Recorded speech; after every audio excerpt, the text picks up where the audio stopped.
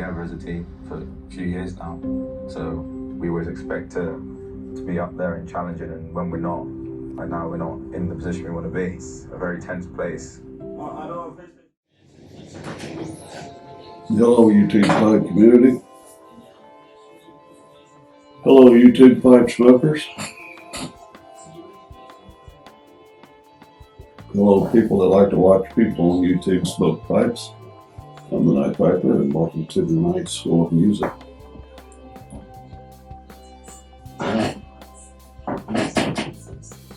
Smoking some McClellans Baltic.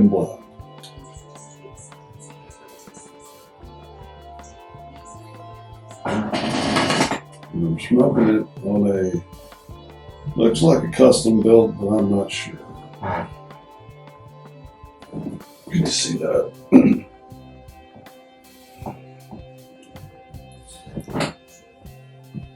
Then I'm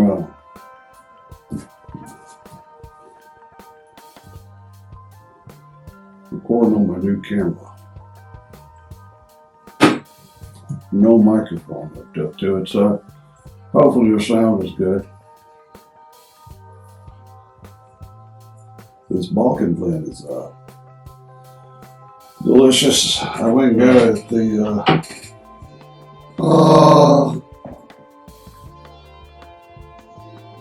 I went and got it at the brick and mortar yesterday.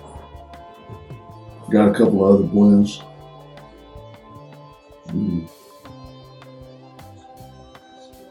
Got some Belfast breakfast.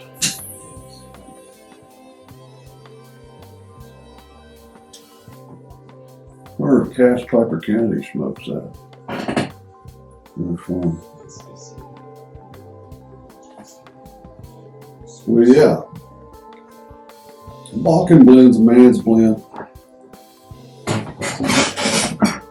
Just like this is a man's guitar.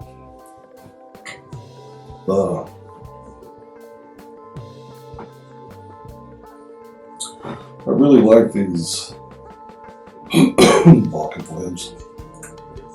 I got quite a few of them now. Anyway. Oh yeah. This hat was made for me.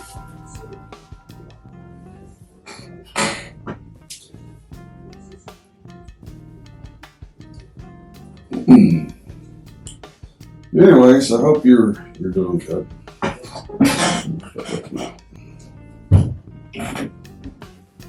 lost my towel. Where's my towel? Got so much stuff in there. The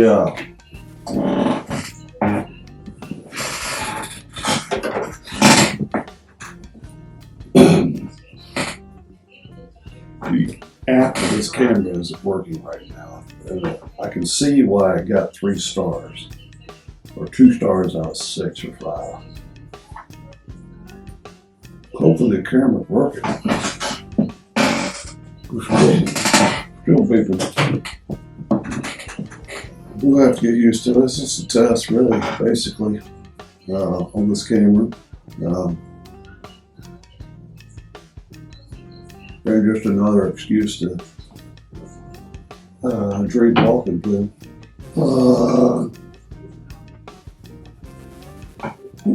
The tea tonight is the Stash Moroccan Mint, my favorite. So, anyway, I don't really have much to talk about.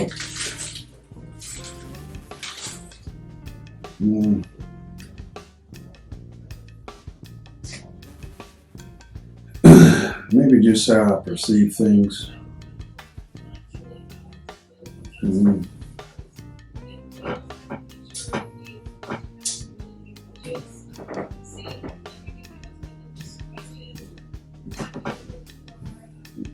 You know, it's wintertime, and I use a lot of firewood in winter.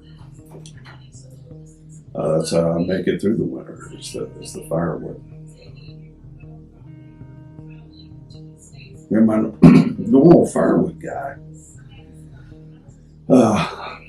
he's like my drug pusher, but for firewood. He does a really good job of bringing it, stacking it, making it look perfect. Just wood is all seasoned. And you just put it in there and light it and it starts to burn.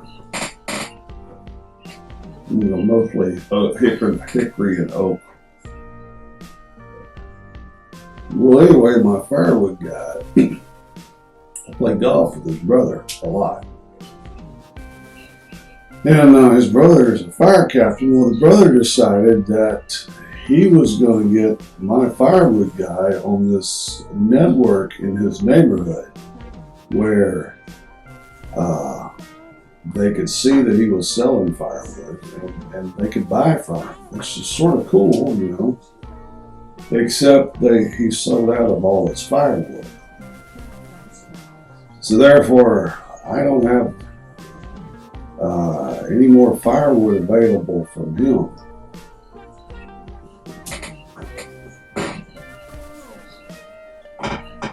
I blame his brother for that. Because, I mean, he had firewood for miles at his house.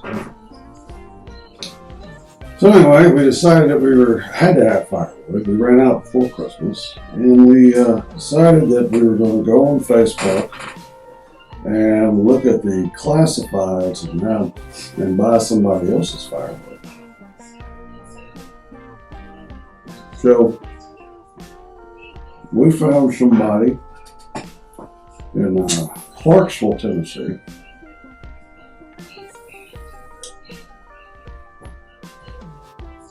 And we decided we were going to give them a shot.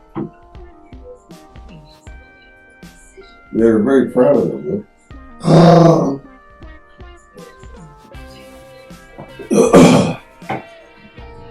And so we bought 2 ricks of hickory for over $300.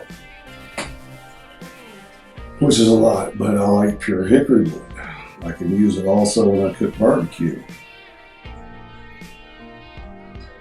But we feel good about our purchase. It was a little expensive.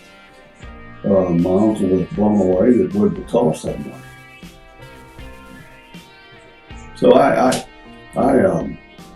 texted the people that we're buying the wood from. I said, "Is this wood seasoned? You know, is it ready to burn?" And they're like, "Oh yeah, it's seasoned. Yes, absolutely. And by the way, would you like to pay $10 extra to get a bag of kindling to get it started with?" Of course, I'm like, "No." So they delivered the wood. I'm sure my fiance is listening to me as I talk. Can you hear me? It's all her idea anyway.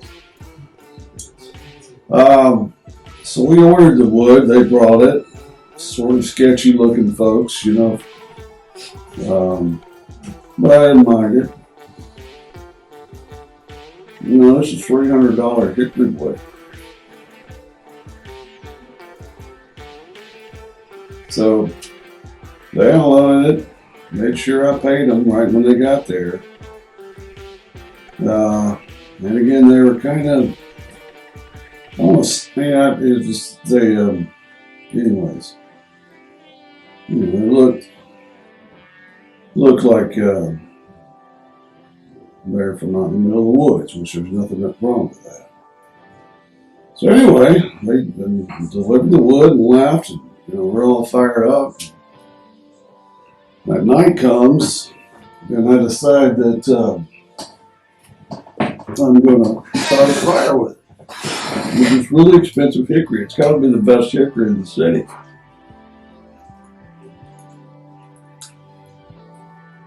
So go out there, load up the wood, and bring it inside. I notice it's kind of heavy. But you could you could back a 747 to this wood. Turn the engines on, it wouldn't like. So we bought $300 worth of wood that doesn't burn. Now it'll burn next year, but when we need it, it does not burn.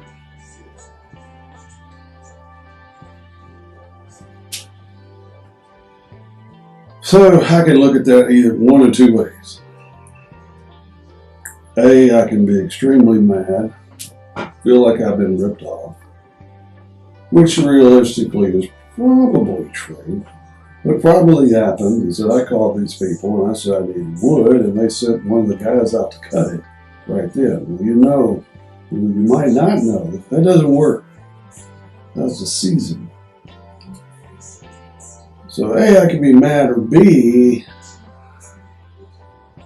maybe we help them in some sort of way. Maybe that $300 put food on the table.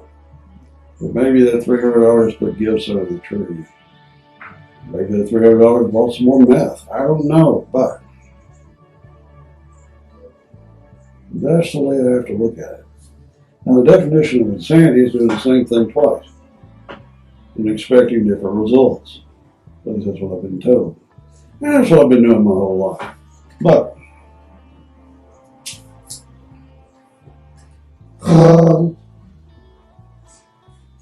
honey, if you wonder why I'm making that noise, it's because I'm drinking out of the Chewbacca cup.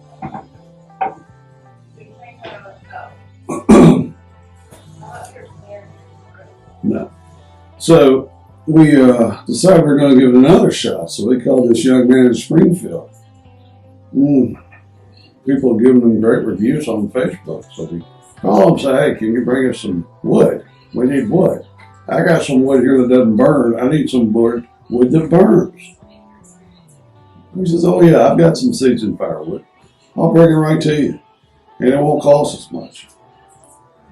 It's like mixed hardwood. So he brought the wood and unloaded it. Seemed like a nice young fella. Had a nice vehicle with two beautiful dogs in it. And I love sitting there talking with his dogs. And the wood, I didn't really take a gander at the wood too much. He unloaded the wood, and then he gave me a bag of kindling and sawdust, which I thought was extremely nice. I'm like, this kid is swell. I almost went in there and gave him 5 thumbs up on Facebook. So anyway, nighttime comes. We bring in the wood. We're all excited. We're going to start it. Godzilla could not start this fire with this wood. It wouldn't burn.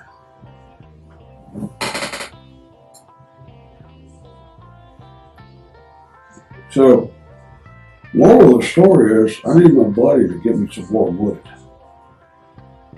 So,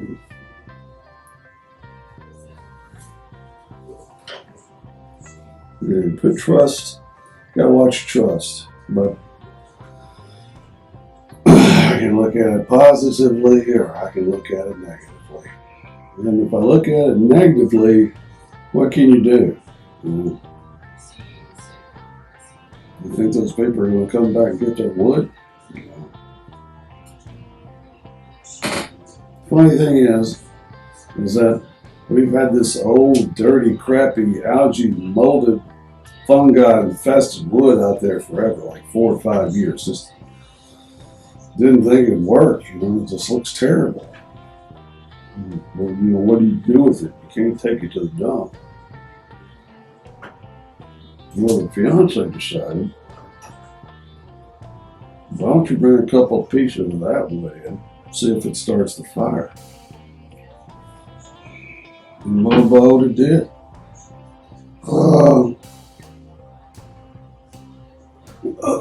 So, you just never know. You never know what's going to happen.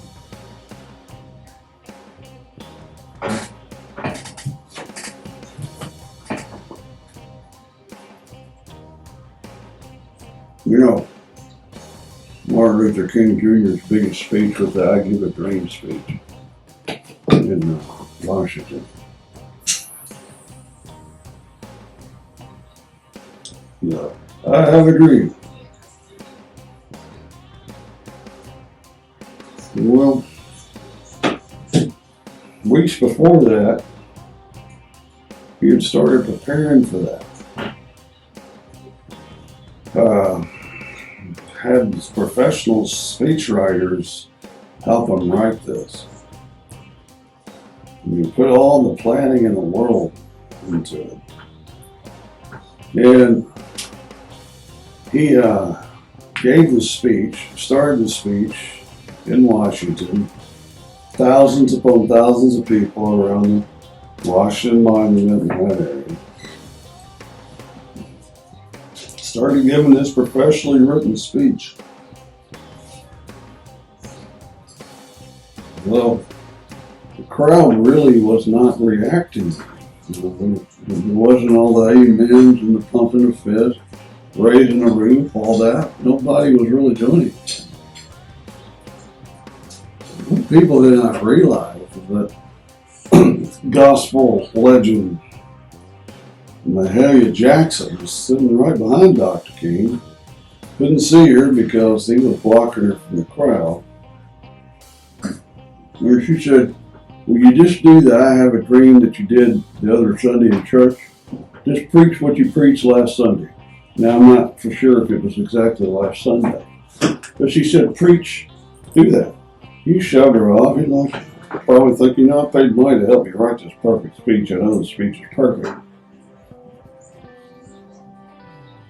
Kept doing the speech, but nothing from the crowd. Mahalia Jackson's behind him, heading like, "Come on, do that, just be you. Do your, just preach, Dr. King, preach." We finally gave in.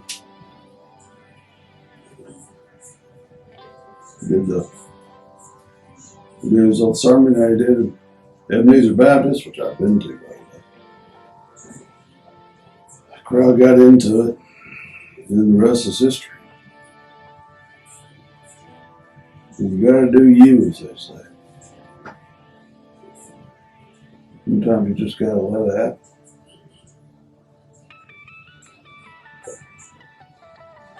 Like this carrying camera, I'm letting it happen. I have no idea what's happening, but hopefully it's good. Tomorrow, which is Saturday, at the middle of Saturday of every month, catch volunteer piping. I guess we do the Pipe Smokers Local Union number 1810, something like that. It's our live thing that starts at 11 Central Time, noon Eastern, 9 Pacific, 8 Alaska.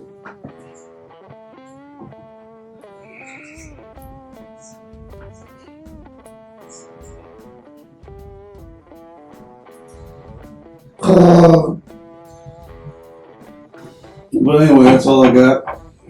Catch us on our live. We'd love to talk with you, see your right sentences, and I can't do the dramatic send-off of this canning because I don't know how to do